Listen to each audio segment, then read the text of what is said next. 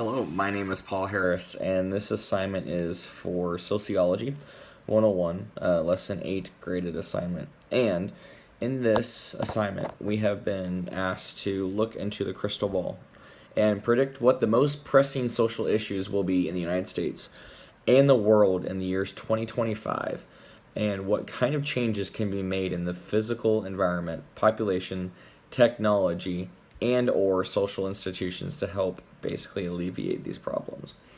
So I have five kind of pressing issues that I think are going to happen. Again, these are my personal opinion from what I've seen, in today's society, and just the issues that might come about. So, first one that I want to bring up is migration.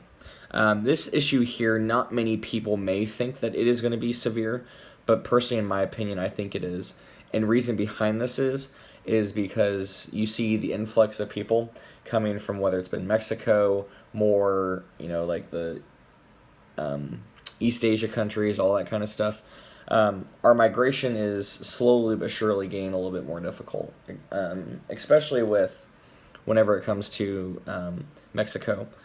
Love Mexican people to death, but the difficulty that we have is the immigration and them not being registered. So that said, I want to go ahead and quote our book real quick. Is page 479 in chapter 15.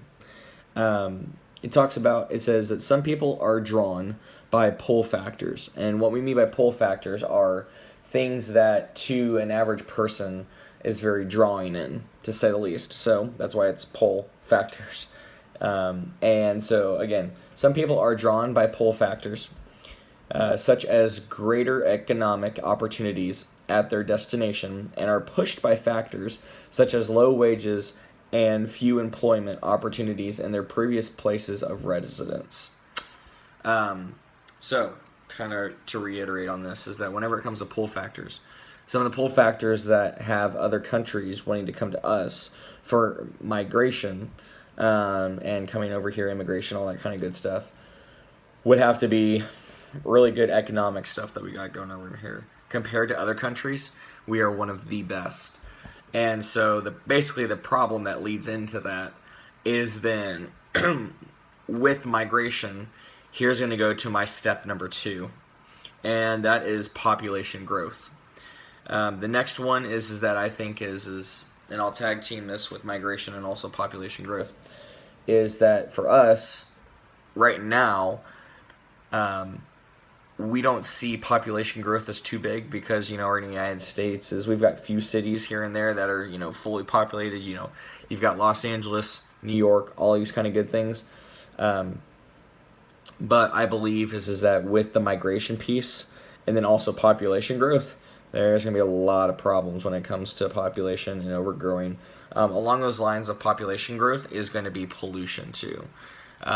Because us as people, we are very lazy sometimes too. And so, we're like, oh, hey, we'll throw out the trash or anything that pollutes the air kind of thing. We're all about, the coolest craze. But then us actually, initiating the pollution and saving the environment, if you want to say, that's a whole different subject. That's really hard. Along with that population growth, I want to go ahead and also quote another thing in the book too. Page 476, and this right here is the last paragraph on this page. Along the lines of where we talk about population growth, we also say here in the book, it says, obviously, high fertility countries will potentially add the most to future population growth. However, it is difficult to estimate how much the world's population will actually increase over the next century, because even small differences in fertility levels that are sustained over long periods of time can have a major effect on population size. So our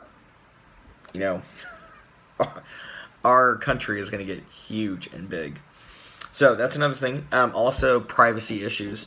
I believe that as our technology grows and grows and grows, we start to see this a little bit more today with the government looking into our stuff and getting a little bit more into our private side of life than we would like them to.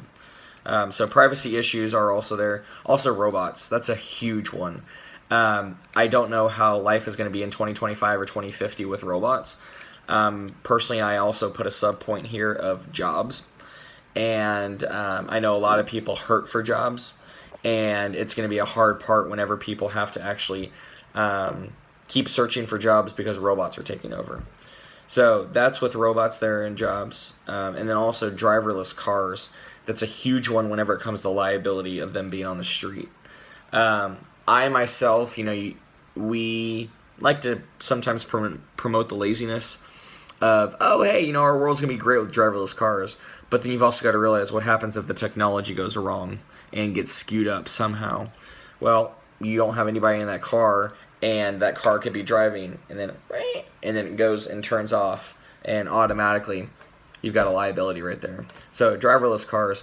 Then final question asks, what kind of changes can be made in the physical environment? Personally, I believe that we really do need to be more strategic whenever it comes to pollution that we put into the air. Like I was talking about, the problem that I think that we're going to have within the next 2025 to 2050. We really do need to be intentional about our environment, and making sure that with our gases, hopefully within the next few decades or whatever it is, we will be able to have population that will, our gas will be able to be fuel efficient. So that's another thing. Population is, I don't know if we should go as far as to cut off the limit of people having kids. We're not that far yet. But again, I say the word yet with very hesitancy because of seeing China and all of them, but we're not that far up yet. Technology, we need to put a regulation on the government. That's the whole church and state thing. Because technology can only go so far. Yeah, we want to keep ourselves safe, but you also got to realize that there too. So that is basically my making predictions. Hopefully none of those issues will be as severe in the future. But let me finish this off quoting this book, the pages that I quoted. Diana Kendall, Sociology in Our Times, The Essentials, 10th edition. That's the video. Love it to death. Love this class. Hope you enjoyed.